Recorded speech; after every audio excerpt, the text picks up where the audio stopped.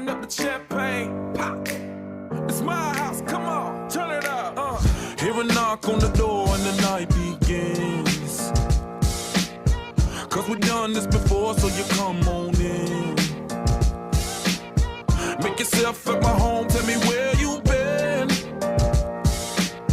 Pour yourself something cold, baby, cheers to this. Sometimes you gotta stay in, and you know where I live. Yeah, you know what we is. Sometimes you gotta stay in. Welcome to my house, baby, take control now. We can't even slow down. We don't have to go a while. Welcome to my house, play that music too loud. Show me what you do now. We don't have to go a while. Welcome to my house. Welcome to my house. Morning comes and you know that you wanna stay. Close the blinds, let's pretend that the time has changed. Keep our clothes on the floor, open up champagne. Let's continue tonight, come on, celebrate. That's how we do. Sometimes you gotta stay in, and you know where I live. Yeah, you know what we is. Sometimes you gotta stay in. Welcome to my house, baby, take control now. We can't even slow down. We don't have to go a while. Welcome to my house, play that music too loud. Show me what you do now. We don't have to go a while. Welcome to my house. Welcome to my house. Welcome to my duck off the crib, the spot, the pad. But my house is your house if you throwing it back. Excuse me if my home draining the sand. Soon as these happy faces land, you can run with the cash. Home run, slam dunk, touchdown pass. Mi casa es tu casa, so it ain't no holding back. Another shot of vodka, you know what's in my glass. It's my house, just relax. Welcome to my house, baby, take control now. We can't even slow down. We don't have to go a while. Welcome to my house, play that music too loud. Show me what you do now. We don't have to go a while. Welcome to my house.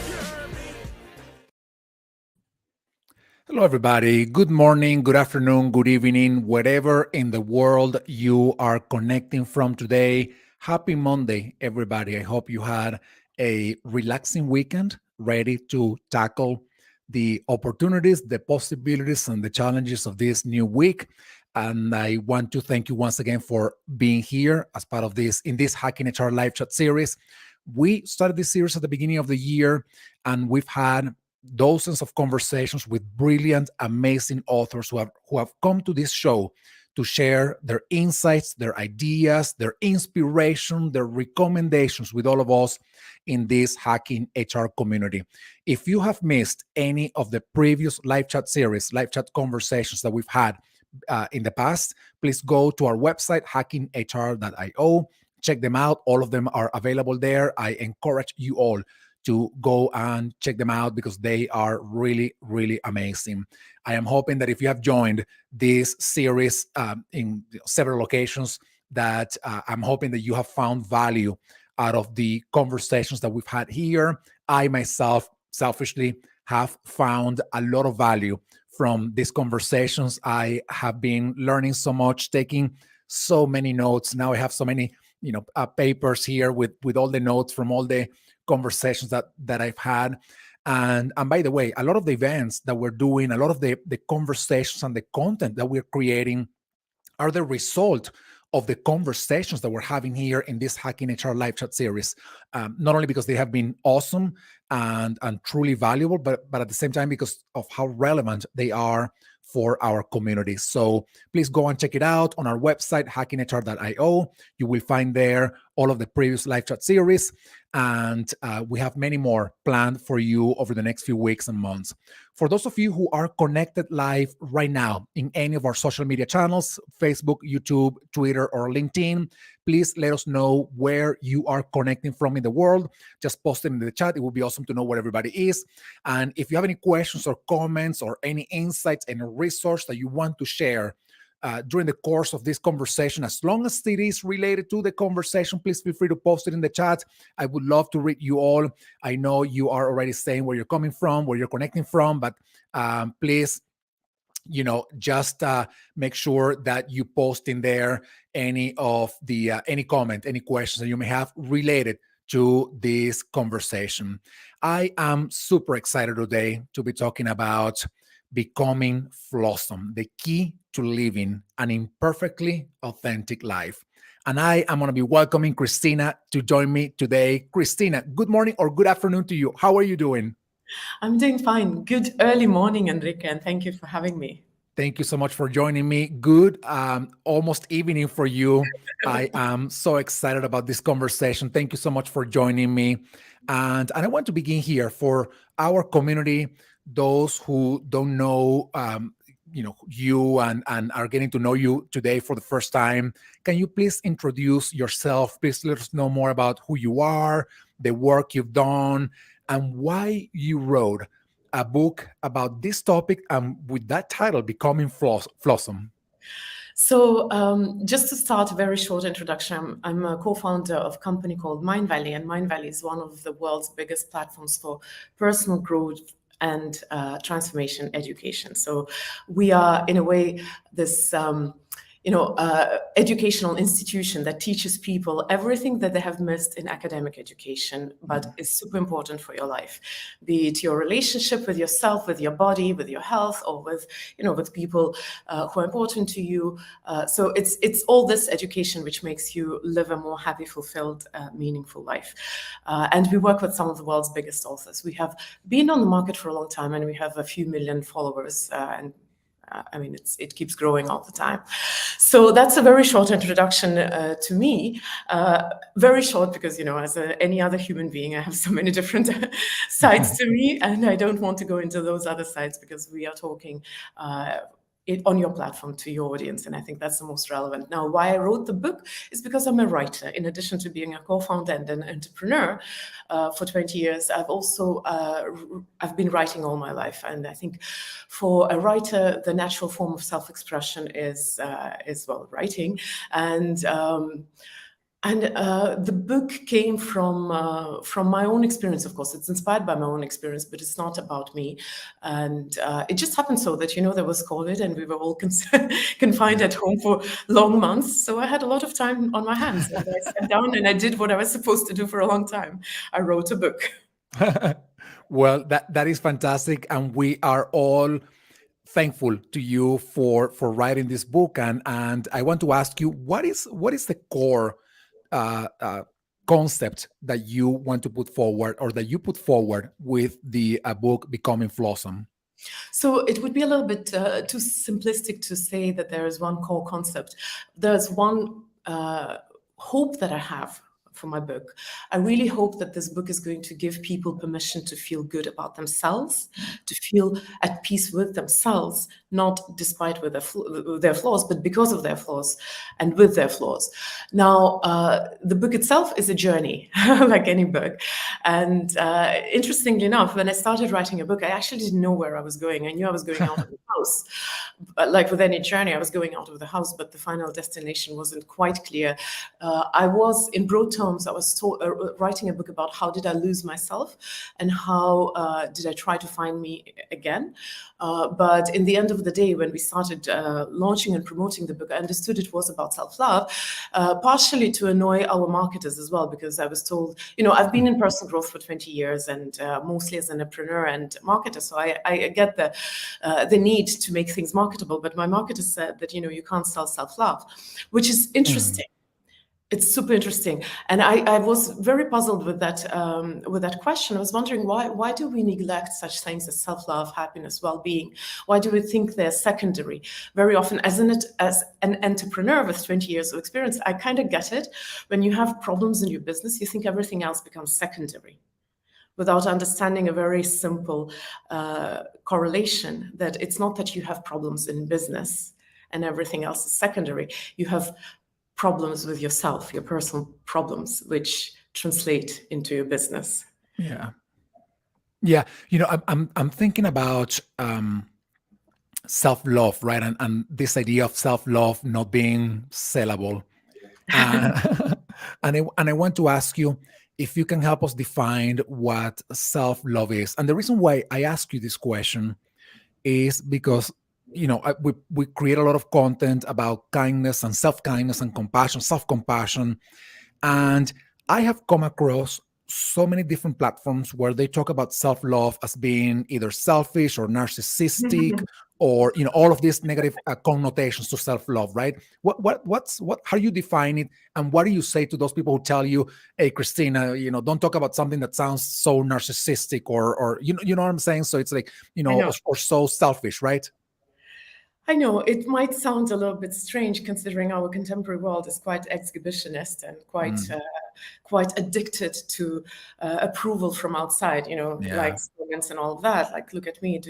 If you can accept me, then I can accept myself. So I kind of get it, but also have to give a little disclaimer that talking about self-love in very superficial terms would be doing disservice to it. So you will have to bear with a little bit longer answer, which I know is not very fashionable, but because again, we live in a world which requires bite-sized and microdosing and everything. But to understand something so important as self-love, we cannot take it superficially, because then we will misunderstand it. And we'll consider self-love something, like excess of self-love is selfishness of self-obsession, but that's actually a mistake. That's reverse. So for me, we have to start with the definition. Self-love is about relationship with yourself. Now, I'm not an expert in relationships with other people because I don't study them. But I do take relationships, for example, with other people as a little bit as a example or illustration to your relationship with yourself, because it's a little hard to understand what you mean, my relationship with myself. Yet it's easier to understand my relationship, say, with my partner, with my children, with my colleagues. So any relationship, for it to be healthy, requires a few components. You have to be present. You have to be committed. You have to have compassion. You have to have, you have to be, in a way, I wouldn't say selfless per se, but you have to care about other person's feelings and well-being if you want that relationship to thrive. And you definitely need to pay attention to it. Now, if we don't pay attention to our relationships, or if we take them for granted, or if we don't have time for them, we're not present, for example, then usually these relationships deteriorate. Yeah. And it's the case, let's say, with children, with partners, with your friends. Now, the same is true to our relationship with yourself. Now, because our society doesn't understand self-love, and we don't understand self-love for different reasons. One of the reasons is because we don't know to prioritize it. We don't feel it's okay to talk about it. It kind of makes us feel weird. Like, what do you mean? Do you want to say that I'm selfish? So because we don't understand it, then naturally we don't pay attention to that. So what happens with our relationship with ourselves is the natural consequence of us not being present, not being committed, not valuing or putting importance into that relationship. So that relationship with self deteriorates. Now, when I talk about self-love, I talk about healthy relationship with yourself. So let's take selfishness as an example. And I say selfishness is not excess of self-love. It's the reverse. Usually a lot of those weird behaviors are, like, for example, requiring attention or approval from outside. They come from the lack of self-love, not from abundance of self-love, because what you can't give yourself, you need to take it from the world. If I can't give myself the attention, the presence, the compassion, the approval, then naturally I'm going to look for it outside.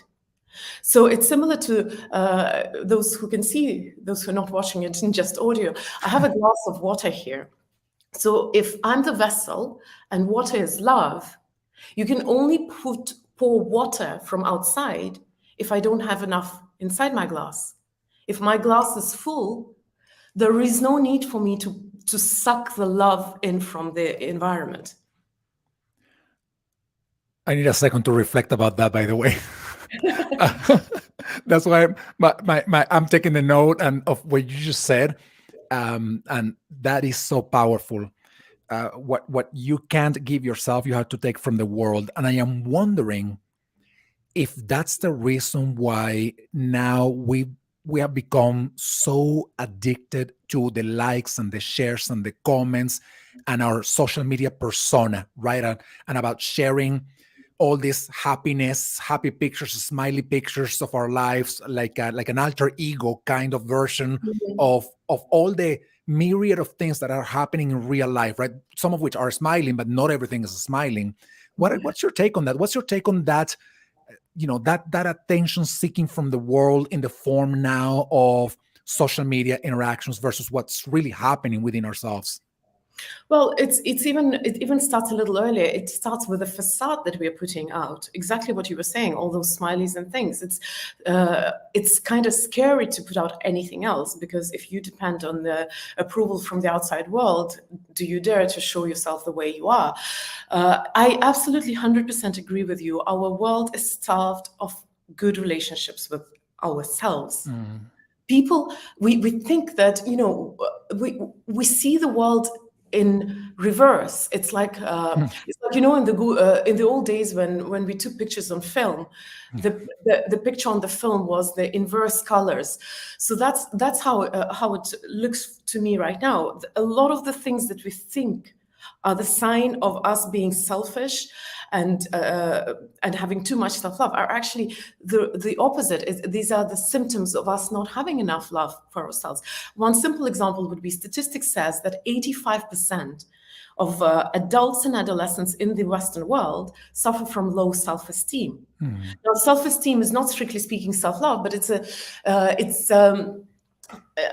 a symptom of lack of self-love. So exactly as you said, that what we can't give ourselves, we need to get it from the outside.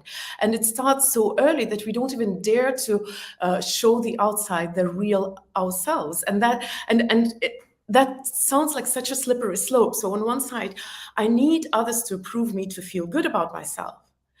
And yet I'm trying to fish that approval on an image which I know is not true about myself. So even that desperate measure of trying to get other people's approval is not working, because even that approval, we sometimes feel we haven't earned. Yeah. And there are two things that seems to be happening there that are just sort of popping up in my mind, right? The number one thing is that when you're trying to fish for that approval, then you have to be what those people want you to be, which sometimes may not be your authentic self, right? So you have to fake it, right? You have to fake who you are to get that approval, to have that water pouring into your cup, because that's what you're trying to get. So that's one part of it. And then the other part of it is that one day, for whatever reason, maybe a part of your authentic self comes out, and that day you don't get those likes, you don't get those comments, you don't get that interaction. And I am wondering what happens with your energy that has been drawn out of what other people want. It's just probably plummets because now you're not getting that, because you showed a little bit of who you really are and not what the world wants you to be. What do you think about that? You just started a cascade of a lot of different thoughts in my head. One very simple thought I would say is that you would be surprised, but usually when you show the real you'd get more approval than you thought you deserved. Usually what we show is not the real us. Usually what we show is a trauma. So what happens is that if you try to please the world for a long time, you suppress your real feelings and emotions, and when they do explode, it's very, very unlikely that they're going to be a healthy expression of yourself. So very often what we think like, oh no, you see here, I showed the real me. it's a questionable thing. Did you show the real you, or did you just explode? Yeah. And who is the real you? Now, the more important thought, though, as you were sharing that story, is, but what does the world want from you? And does it? You know, that's the interesting thing. We always say that the world wants something else from us, but what does it want? Has anybody ever done a research? World doesn't want anything from you, usually. Nothing at all. And that's a very scary thing to ponder upon. What happens is that there are social agreements about certain things. Like, we as a society usually have a social agreement about what we consider to be a success. Financial success, professional success, what we consider to be, let's say, well, happiness maybe is a little less defined, what we consider to be failure. And it's just a natural tendency of human beings to want to be considered successful, partially because we want to be considered valuable by society. If we take a little analogy from social roles theory, there are different social roles that we play simultaneously. For example, I'm a mother and I'm an entrepreneur. As a person with two different social roles, my natural tendency is to prioritize the social role which is considered more valuable by society, which is entrepreneur, and to deprioritize my role as mother. So what happens is that we naturally are drawn towards the things that society considers more valuable. Now, we subscribe to those demands. Society doesn't care what you do, but you care. And that's why you say, no, but if I want to be successful, I need to do this and this, because that's what everybody does. And we actually never question the society's definitions or society's recipes. Our society, our Western society, has one very huge shortcoming when it comes to success. We see only one path to success, which demands hardship, sacrifices, deprivation. It's a path from pain, away from pain. It's a path away from punishment. And we subscribe to that. It's not, society doesn't demand anything. It's just the story society keeps telling and showing us. Look at movies, at books, at entertainment. That's the narrative that we see. We subscribe to that. We subscribe to certain goals, and then we go down that path. Yeah. Without questioning. Yeah. We end up playing by those rules, I guess, and that happens. That happens at work. You know, the concept of being authentic has been around for a very long time, right? And even today, I don't know how long has that concept been around, but I'm gonna dare to say probably like 30 years, at least 30 years. And in the 30 years that it's been front and center of conversations about management and leadership and business, there's always this objection to that concept of authenticity, which is, if I show up authentically at work, nobody will like me, or I'm gonna get fired, or I'm not going to be included, because what's rewarded at work, even when workplaces say you can be yourself, you know, we want you to feel that you belong, what's rewarded at work at the end of the day is that you fit in. And you actually see it in conversations about recruitment. You know, if you fit in, and fitting in means subscribing to those rules of the game, subscribing to what success, subscribing to what behaviors, norms, culture, whatever it is, makes sense for that organization, but losing part of yourself. So how can we, if that's the reality, right? And that's what's rewarded, and we get those job opportunities because we lose that part of ourselves to fit in. How can we tell somebody, be authentic? You know, how can somebody feel encouraged, empowered, or fearless to actually be authentic when what's rewarded, it's the rest of the stuff that is not allowing them to be authentic? So there are two things I want to talk about. First of all is fitting in. You said when you go into certain environment, you have to fit into that environment. So it's like, do you know that kids have this interesting game where they have different pegs of different shapes and the different holes of different shapes? And you have to put the right peg into the right hole, depending on the shape. So what if we reverse the question? What if you need to find environment where your natural self actually fits in? Imagine if you were to plant a palm tree. I am in Estonia right now. It's a cold climate, palm trees don't grow here. If you try to plant it here, it's going to suffer and die. So maybe the question is not that, palm tree has to become a pine tree. Maybe a palm tree should be planted in the different soil. That's one side of the question. And I know that this discussion is a little bit painful because we sometimes don't consider with the fact that leaders and people who work for these leaders are different, and not everyone has to fit everyone.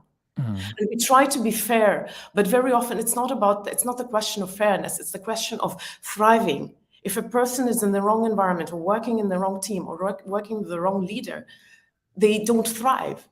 And we kind of try to artificially create an environment that everybody kind of sticks to it, but not everybody has to stick everywhere. Yeah. Now, the second aspect of that comment is that what does authenticity really mean? Again, I don't like talking on the surface, because very often when we talk on the surface, we lose the depth, and when we lose the depth, the surface stops having a meaning altogether. Yeah. So for us to re-benefit out of any concept, we have to look deeper. Now, authenticity is not necessarily about being unfiltered. In fact, I would say it's the reverse. You see, in psychology, there is such a thing as we adjust to our social circumstances. It's normal. That's a normal human behavior, and it's not even wrong or harmful in any way. I'm a mother, I'm a daughter, I'm a teacher, I'm a student, I'm an entrepreneur, and sometimes, I come as an apprentice somewhere. All these social roles require different scripts. And I adjust my behavior according to those social roles. It's normal. If people don't adjust to their social environment, in psychology, such people are considered having social disorders. Well, in the extreme cases, these are the psychopathic people, or the narcissists that you were talking about.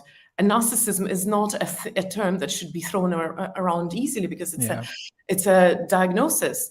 So adjusting to a social environment is normal. Being authentic is not about being able to adjust. Being authentic is staying true to you. It's staying true to your values. It's actually making choices out of your values. And yes, I can not say certain things just to keep peace or to be diplomatic. But if it is against my values, I will have to raise this question sooner or later. And if that's not important to me, I have a choice of ejecting myself out of circumstances which don't work for me. So being authentic is not about being unfiltered. It's about knowing who you are and staying true to yourself. And it goes as far as that. I believe that authenticity and civility will go hand in hand. Yeah. And when somebody says that's just being me, in my opinion, it's just being unruly. Yeah, no, and I love that, by the way, because I think it seems to me that it can be easily confused when we think about being authentic and being unfiltered, or being not being civil with our coworkers, with our close friends, and whatever it is, right? And these two things go hand in hand. So that definition of being authentic as being true to yourself, and not being unfiltered, but being true to yourself, I love that, and I think it puts a lot of context in the question of what authenticity really means, and how we can deploy or live authentically, right, at work. Now, let me ask you this. I'm not sure about what I'm going to say, but I'll ask you the question, right? It's hard for me to believe that you will ever find anything in life where you feel that you can be everything that is true to you, right? With a partner, with your family, with your friends, with work. There's something, maybe a little piece of yourself that you're like, I wish I had a little bit more of this to be more of that for me, for what I want to do. But maybe those circumstances don't allow for that, right? And in particular at work, right? Maybe you feel that you can be truly yourself, but not 100% of that self, maybe 90% of that self, right? Maybe there's another 10% where you're like, well, I wish I had this, but I know it's not going to happen. So I'm very happy with having this other 90%.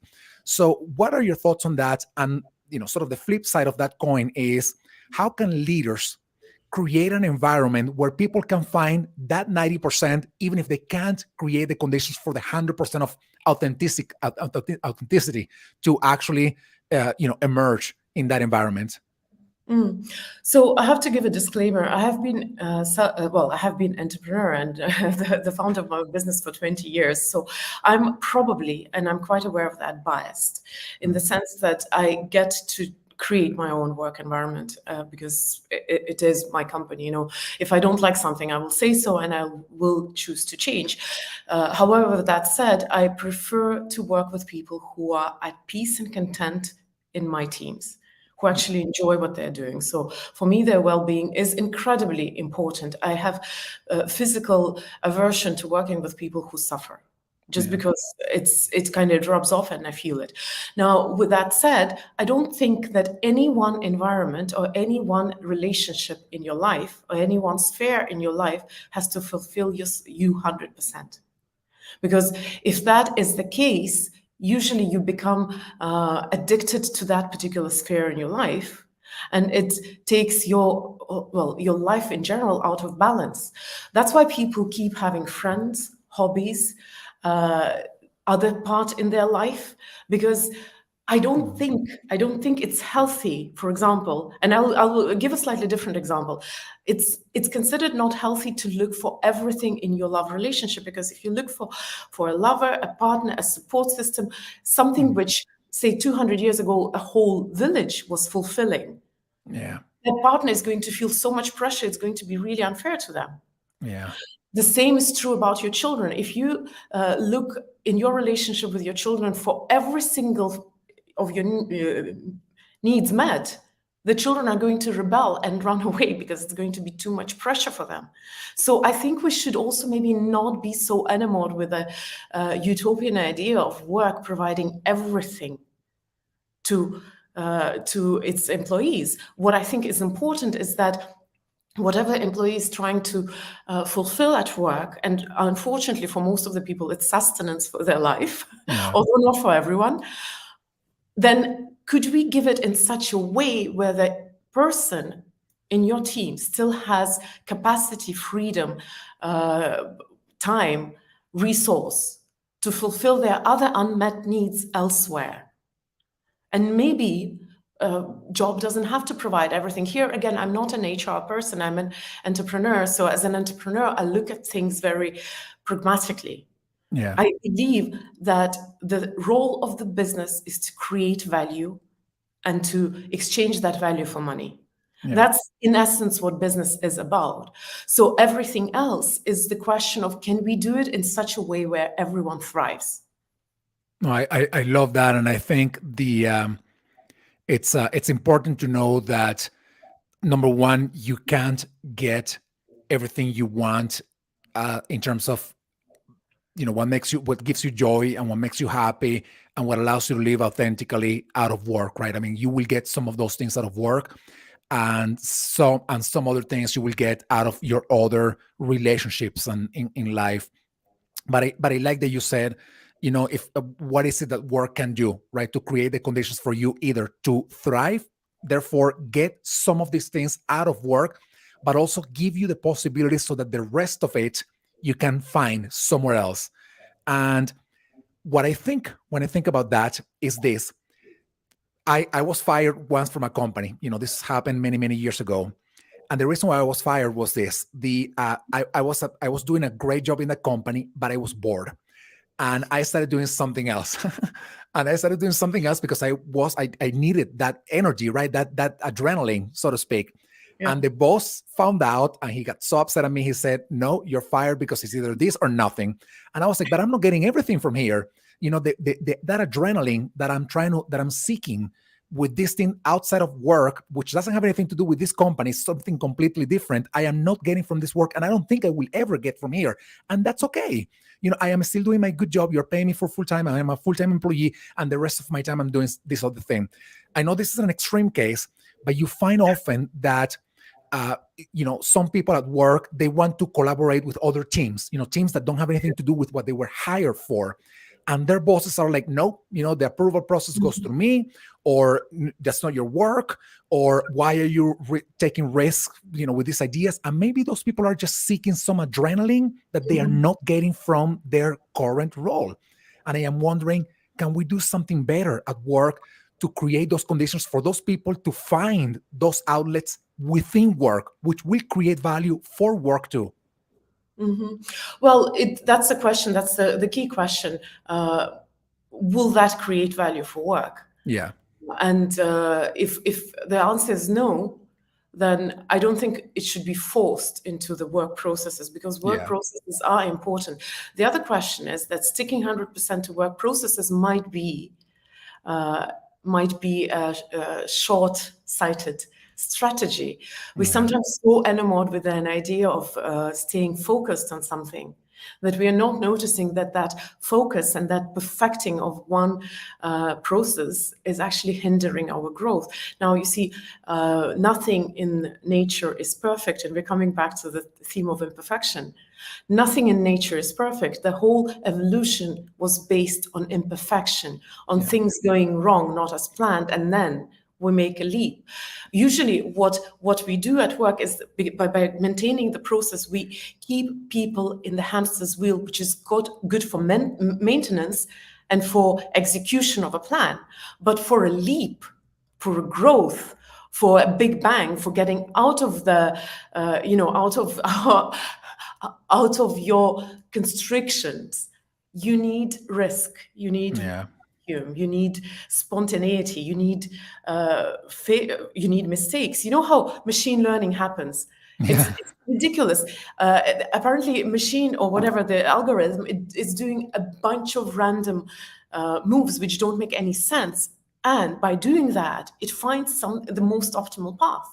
Yet we deny it to ourselves. So I think it's a very short-sighted strategy to keep so tightly focused that you don't give a little bit of space for that spontaneity and failing and mistakes. And that's, I think, what is the bigger problem.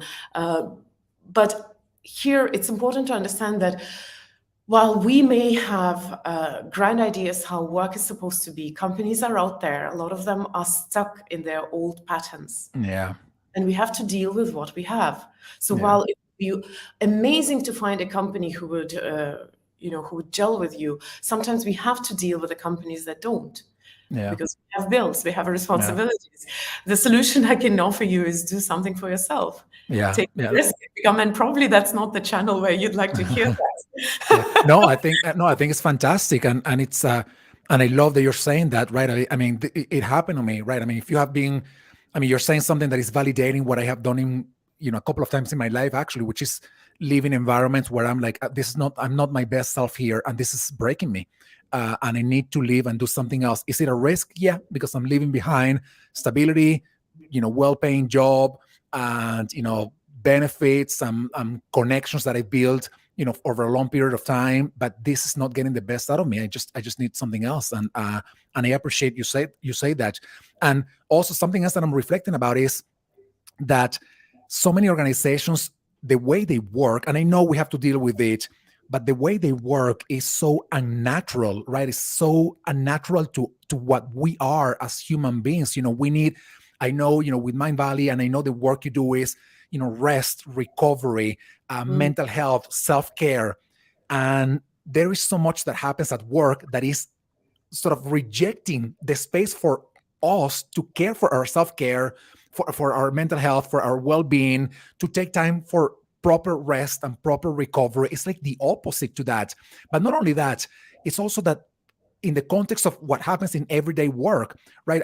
I even think about the way meetings are conducted. Even the way meetings are conducted is unnatural, that will create the opportunities for us to be creative and innovative and have a boost of ideas during those meetings. And I'm wondering where to start, sort of creating the case for change, to tell these organizations, well, you're getting a whole number of good ideas from Kristina. She's awesome, but imagine all that you could actually get from her if you provided the right conditions for her to thrive, for her to have an environment that is more natural, for her talent, for her creativity. where do we start that journey?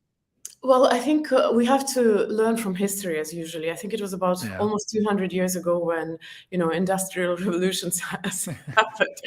Well, we might think that our technology has gone forward, but the technology which is hidden inside the biological the biological creatures who still come to work and do the work is the same. So Yeah. in the old days, people were striking and demanding fair conditions and whatnot, and now it's normal, and it keeps happening, and sometimes it's annoying. I was holidaying with my children in British Virgin Islands, and they decided to demand higher pay and and close all the airports, and I couldn't leave the country. So it's just part of the process. Unfortunately, we have to start making a choice for ourselves. And yes, it's risky, and yes, sometimes you are in it by yourself, but you have to make a choice by yourself. And it's really important to remember that well, first of all, if you are out there to be your best self, then you will be the best self if you are true to yourself, if you know who you are, and you don't betray yourself. And working yourself to the grave is betraying yourself. It's ultimately betraying yourself. And I know that, especially in US, the work culture is intense. It's incredibly intense. I'm launching my book in US.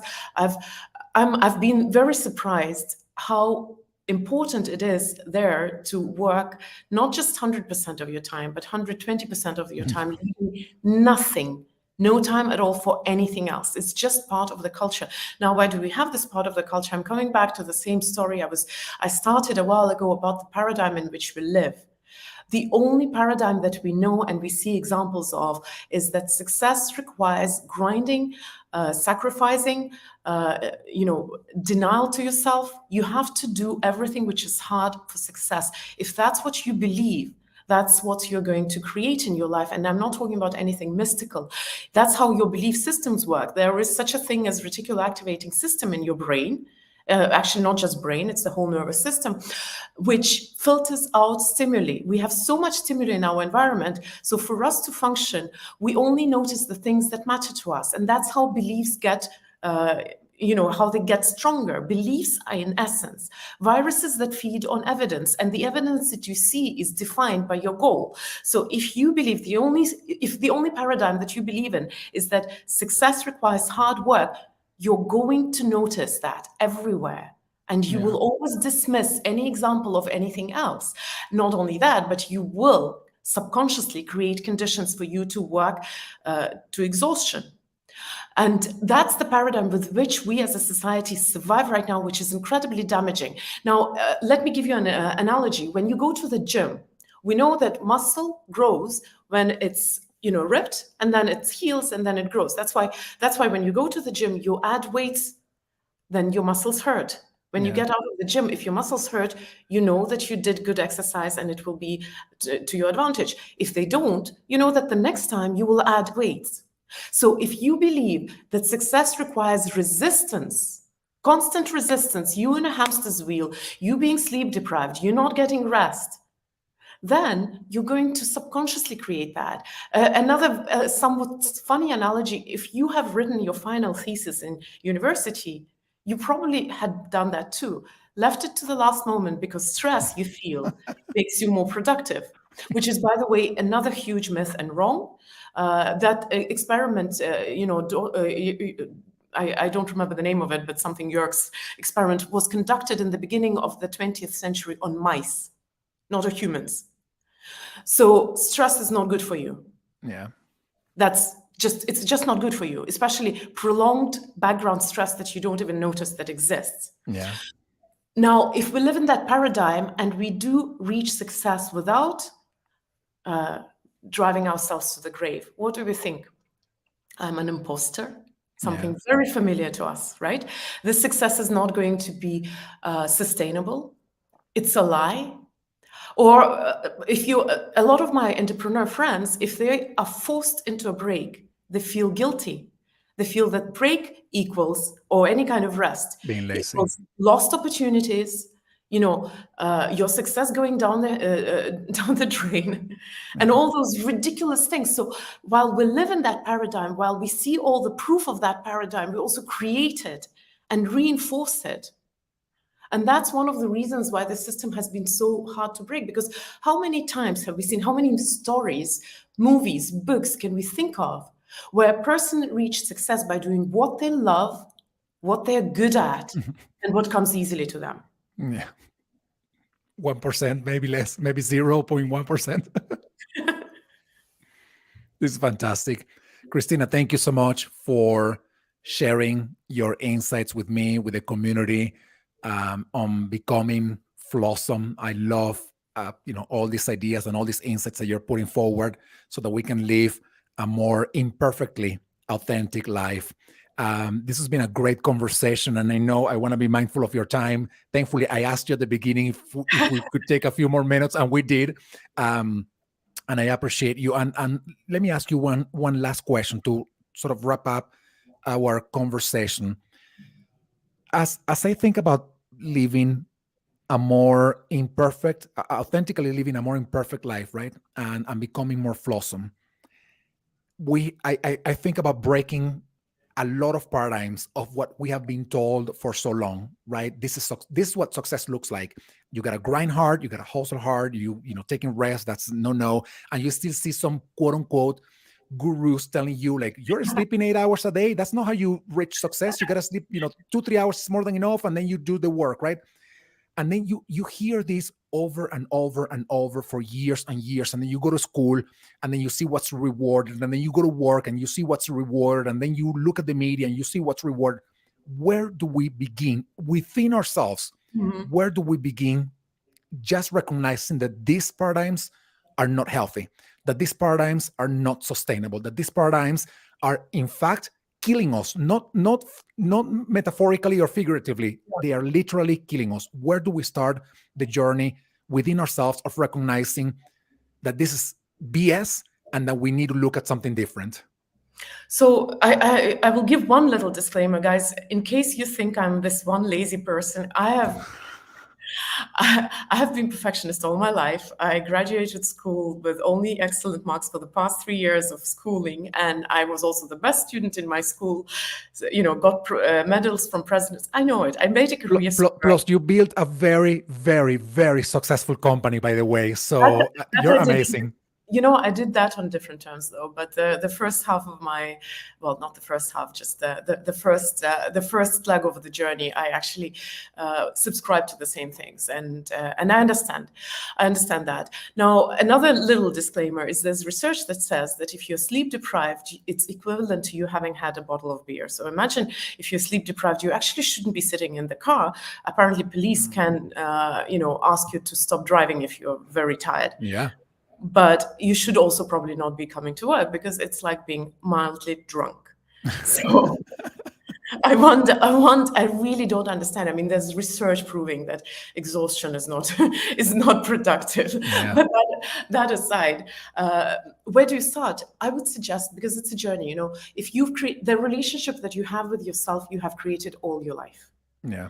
So in psychology, there's this idea that if you've created a problem, to undo that problem or to heal that emotional wound, you need half of the time that was needed to create that wound. Wow. So naturally, it's going to be a journey, but it shouldn't be a daunting journey. It starts with a very simple skill, which one of the skills that I think would be very practical is self-compassion and kindness. And that's actually the topic of your next month. Yeah. So start with being kind to yourself. Yeah. Just replace judgment with kindness.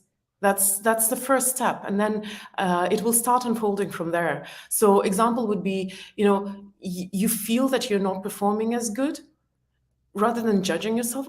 Oh, what's up with me? Why am I always like that? I'm a loser. Look at the others. Ask yourself with compassion. So what is going on? Why do I feel this way? Why did, if we usually know the truth, like if you didn't perform because you couldn't concentrate, then the question is not why did you perform? The question is what was on your mind that kept you from being focused on work? Yeah. Have curiosity and compassion. And when you start replacing your judgment towards yourself with curiosity and compassion, a lot of things will start changing. Thank you. That's it's a very powerful thing to embrace and to engage with on a day-to-day basis. Very hard to do, right? I think it's so hard to just change that tune in our minds, right? When especially, again, I'm not sure how things were 250 years ago when it was just in the village, but I doubt people were looking, the woodworker, I don't think was looking at the blacksmith thinking like, oh, he's more successful than I am, like look at all the clients that are coming to his door, and I don't have that many people. That was, I think it was different. Now we're exposed to social media, and we see other people, and we think, why is it that I'm posting all this awesome content, or I'm doing all this awesome stuff, and they have 500,000 followers and I have 500, right? And even that creates this idea of us talking poorly to ourselves and degrading ourselves, right? Because we don't think that we're enough. So Kristina, thank you so much for this time, for sharing all these insights with me, with our community. And I appreciate you and everybody who's connected right now. Thank you so much for being part of this Hacking HR live chat series. We have many more planned for you for the next few weeks and months. Please stay tuned. If you have missed any of the previous conversations, just go to our website, hackinghr.io, and you will find this one, but also all the other ones that we've had before posted in there. Kristina, thank you so much for being here with me in the show today.